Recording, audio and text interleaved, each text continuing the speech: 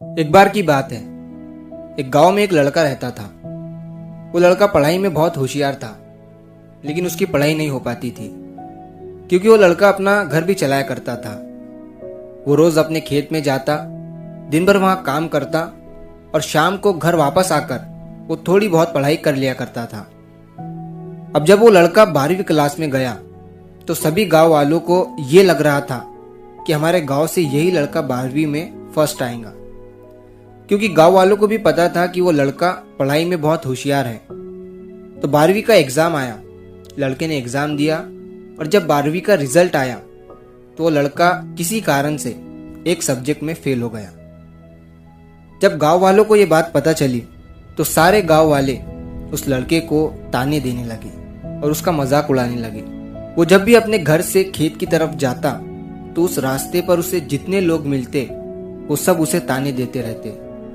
अब वो लड़का लोगों के ताने सुनकर बहुत परेशान हो जाता है और ये बात वो अपने उस्ताद को बताता है कि उस्ताद जी, मैं जब भी अपने घर से खेत की तरफ जाता हूँ तो उस रास्ते पर जितने लोग मुझे मिलते हैं सब मेरा मजाक उड़ाते हैं। तो उसके उस्ताद ने उसे कहा कि तू ना एक काम कर, एक बड़ा सा लोटा ले और उस लोटे को पूरा ऊपर तक दूध से भर दे और जब तू उस रास्ते से गुजरे तो तू उस लोटे से दूध का एक बूंद भी नीचे गिरने मत देना। लड़के ने एक दिन वैसा ही किया। वो जब उस रास्ते से दूध का लोटा लेकर निकला तो उसका फोकस उस लोटे पर इतना था कि उसे लोगों की आवाज ही सुनाई नहीं दी। वो इतने ध्यान से उस लोटे को लेकर चल रहा था कि उस लोटे से दूध का एक भी कतरा नीचे ना गिरे। इसकी वजह से उसे लोगों के तानों की आवाज सुनाई ही नहीं दी।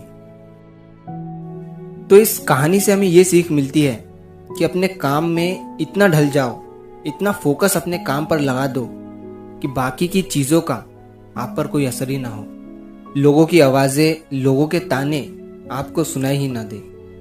जैसे एक कैमरा होता है जो सिर्फ अपने सब्जेक्ट पर फोकस करता है, बाकी सारी चीजों को वो ब्लर कर देता है। तो बस आपको भी उसी तरह अपने काम पर, अपने टारगेट पर फोकस करना है, बाकी चीजें तो अपने आप ही ब्लर हो जाएंगी।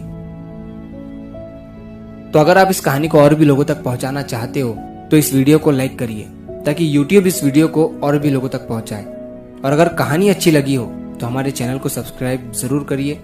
मिलता हूं मैं अगली बार इसी तरह की कहानी के साथ। तो सब्र करो, शुक्र करो और जिंदगी में आगे बढ़ो।